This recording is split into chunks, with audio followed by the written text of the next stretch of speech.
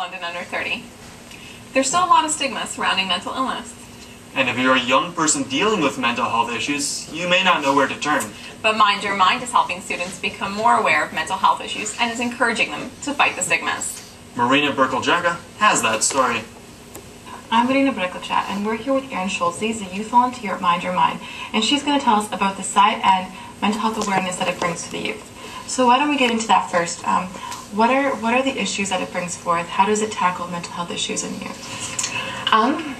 First of all, we know that youth like to go online. They like to get their information that way. And something with mental health is people often feel nervous about reaching out or even asking questions. And so to go to the website, they can learn that what they're feeling is actually pretty common and normal to a certain extent, and that there is help out there. And how does the site tackle those issues? Because they're big issues, so how do they tackle them so a youth can understand, okay, that's it, that's what I'm feeling, and this is what I can do to help me?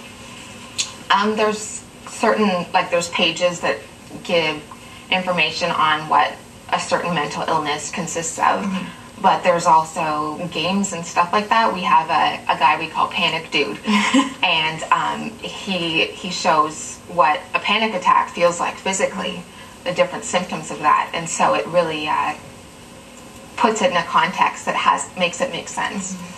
So have you seen, because I know on the site you can comment and they can leave comments for you, have you seen people say thank you, like I finally get what's going on with me or my friend or my sister? Or Definitely, people are always really relieved to find the site. They're surprised that there's something like this out there, and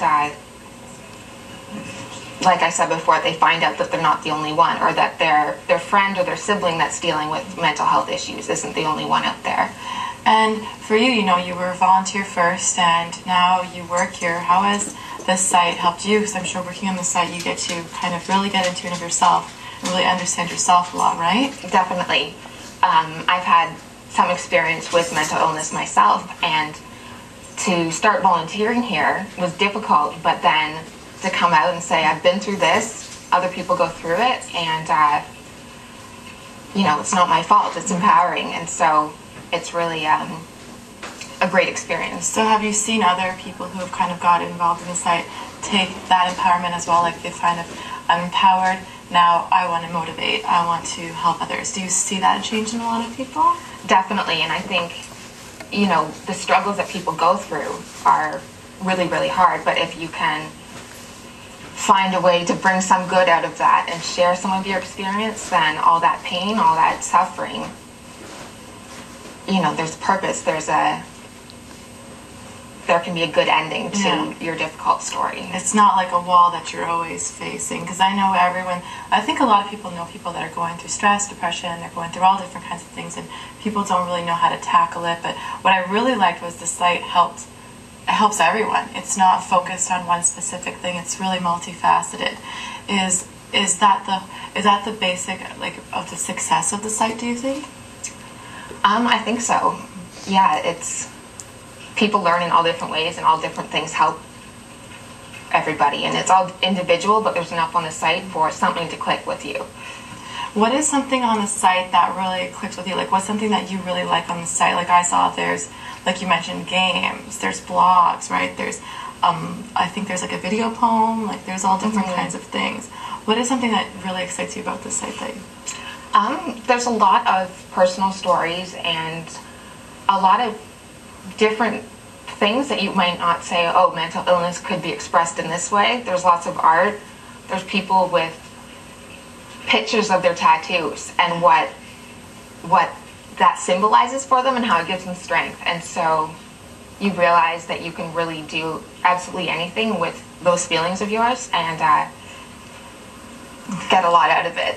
So then how do you get the word out on the site? Because like you said, a youth might not know where to turn. How do they know to find the site? Is it easy to search, or do you guys have events? We do a lot of reach-out presentations at schools, and we do go to mental health fairs, hand out lots of stickers, lots of posters, lots of information, and one interesting way that we bring people to the site is we have our own YouTube channel, and with band interviews, we'll interview a big band, so someone may search for it on YouTube, oh cool, I like this band, I'm going to check out this interview, but we're talking about mental health, and they can think, wow, celebrities are talking about this. And so you're really able just to tackle that market that you want to tackle. You really want to get youth knowing about the site, which I think is really great, because I do think a lot of youth don't know where to turn, and they don't want to go to like an institution where they already feel judged already. Do you think that's another big thing, is the judgment is kind of gone? Yes, we're always talking about no stigma, and mental health issues are common enough that we need to talk about it, and our website really makes it a comfortable experience, as comfortable as you can get with these difficult topics. It's a really warm website. Like, it's got a lot of color. It's not stale. It's appealing. Definitely. If you or someone you know would like more information on mental health issues, visit mindyourmind.ca. For London Under 30, I'm Marina Brglicha. Still to come, bringing a new meaning to being socially active.